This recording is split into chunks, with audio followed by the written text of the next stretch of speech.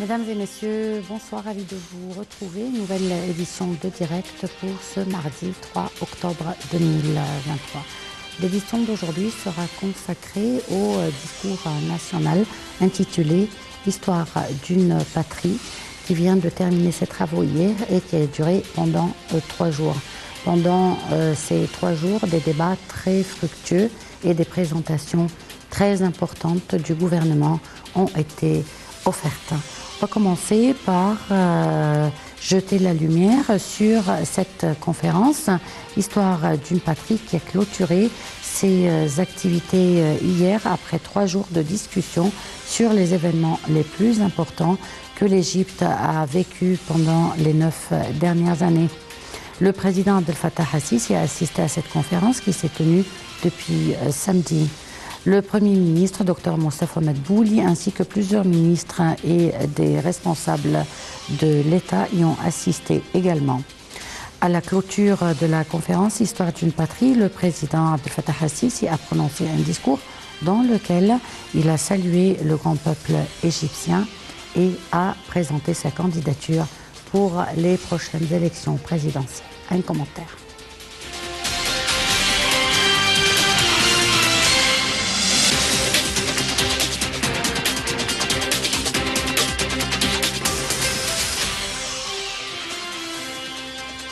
À la clôture de la conférence Histoire d'une patrie, le président Abdel Fattah el-Sisi a prononcé un discours dans lequel il a déclaré que ce furent des moments fructueux que nous avons passés ensemble ces derniers jours, en racontant l'histoire d'une patrie. Les Égyptiens ont réalisé ensemble une épopée historique lorsque nous avons surmonté le désespoir et la frustration et récupéré notre chère Égypte des griffes du groupe de ténèbres et de trahison. Ensuite, nous avons surmonté le défi afin de reconstruire notre grand pays pour que notre peuple puisse atteindre la dignité, la justice et le développement.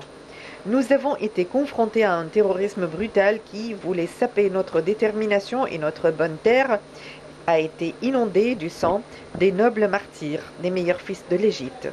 Notre détermination ne s'est pas affaiblie face à tous ces défis. Au contraire, les fils et les filles de l'Égypte ont commencé à construire l'Égypte. Ils ont réalisé son accomplissement en obtenant la gloire et la fierté nationale. La volonté des Égyptiens était et est toujours le principal moteur et la motivation essentielle pour réaliser le rêve de construire notre État moderne digne de sacrifice du peuple égyptien. Après avoir suivi au cours des activités de cette conférence les chiffres et les faits sur la réalité de l'État égyptien, ce qu'il était et comment il est devenu, nous renouvelons notre engagement que ce sera une réalité débordante de bonté, de paix et amour pour tous les Égyptiens. Je vous le dis en toute honnêteté, dit le président, comme je vous l'ai promis, que lorsque j'ai répondu à l'appel des Égyptiens et assumé la responsabilité qu'ils m'ont confiée, je n'avais que ma foi en l'Égypte. M'en penchant pour votre volonté et mon travail avec impartialité et sincérité, portant avec moi l'honneur de l'armée égyptienne qui me suffisait d'une médaille sur la poitrine. Toujours selon les propos du président, j'ai affronté des défis et des crises avec vous et ensemble nous avons traversé des ponts d'espoir. Enfin, le président el-Sisi a appelé tous les Égyptiens à participer à la scène démocratique des élections présidentielles, à choisir avec leur conscience nationale impartiale qui est valable.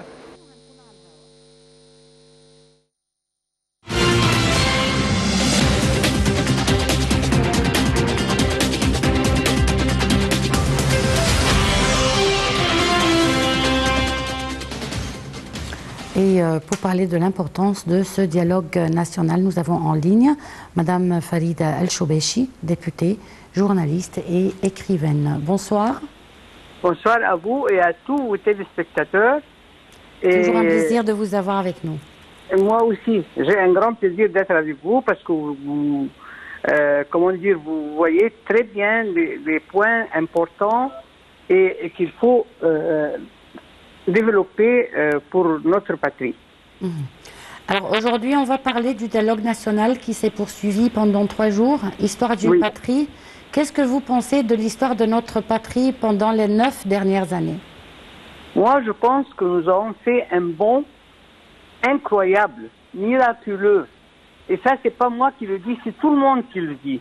Et c'est pour ça que nous avons insisté, nous avons montré ça dès la première seconde, que nous voulons que ce président qui a commencé, qui a débuté à rétablir la place de l'Égypte et à faire revenir l'Égypte à ses qualités et à ses possibilités et richesses et dans tous les domaines, ça c'est quelque chose que nous attendions, et c'est le président qui l'a commencé quand on lui a demandé de se charger, de prendre la charge du pays pendant la révolution du 30 juin, il y a presque 10 ans maintenant. Et là, maintenant, nous voyons le résultat. Alors, ce résultat-là, vous voyez, moi, je pense que c'est comme si il avait pris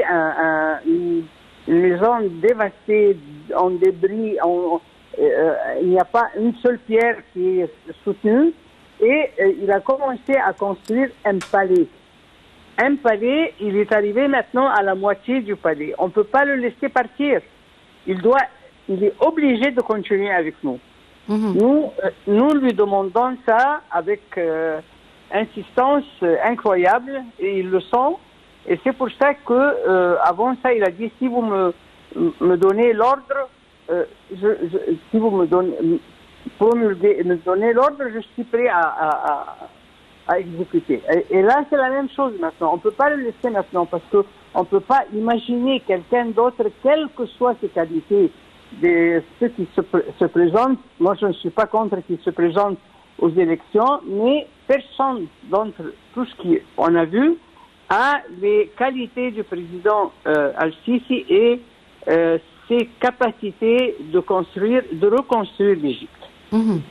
Quels ont été les résultats les plus significatifs pour l'Égypte durant ces 9 années? Il y a beaucoup. Il y a par exemple les soins sanitaires qui sont presque maintenant généralisés dans toute l'Égypte, et surtout dans les parties rurales, c'est-à-dire les pauvres, les paysans qui ne peuvent pas aller au Caire, par exemple, ou dans un hôpital central et tout ça. Ça, c'est un. Deuxièmement, il y a l'enseignement. Maintenant, il y a un éveil qui a beaucoup tardé pour considérer l'importance de l'enseignement. Et qu'il ne faut pas que l'Égypte, c'est une honte, qu'en Égypte, il y ait des analphabètes. Alors là, c'est éloigné et c'est repoussé. Et puis, il y a aussi le travail. Le travail pour les femmes à la maison, même pour ceux qui ont des handicaps. Tout le monde, chacun, on trouve chez lui la possibilité d'accomplir quelque chose, de travailler. Et ça, c'est vraiment très important, parce que ça conserve la dignité de l'être humain. Comme le président a dit, une vie digne. Vous voyez, Haya Karima. C'est-à-dire une vie digne. Comment elle peut être digne? Elle ne peut pas être digne quand on mendie sa nourriture. Et quand on n'est pas éduqué, quand on est analphabète. Justement. Alors, il y a beaucoup maintenant d'éléments qui sont en train de se réaliser pour assurer la vie digne de tous les Égyptiens, et d'assurer aussi approfondir l'espoir que l'Égypte va retrouver sa place et son rôle. Et quels sont les défis que le prochain président égyptien devra confronter? Moi, je crois que le défi le plus important, à mon avis, c'est la 5e colonne. C'est les gens qui restent des années de dégradation, des années les gens qui ont été contre notre pays, qui ont tué, qui ont dévasté, qui ont ruiné. Tout ça, c'est des gens, on n'a pas purifier l'Égypte du jour au lendemain. Il y en a encore, ils sont en train de travailler, il faut être très vigilant, il faut être très éveillé, il faut être aussi très dur, de ne pas permettre à ces gens-là de rebondir par un autre, par des chemins, comment dire, malins.